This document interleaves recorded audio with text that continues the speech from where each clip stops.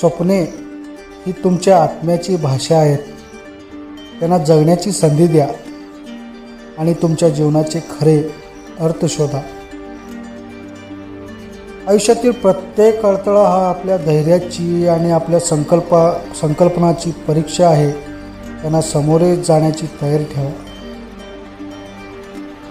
कधीही उदासीनता किंवा नकारात्मकतेला आपल्या मनावर वर्चस्व गाजू देऊ नका. आपल्या सकारात्मक ऊर्जेने त्याचा सामना करा. आपल्या जीवनाच्या प्रत्येक गोष्टीत सौंदर्य शोधा.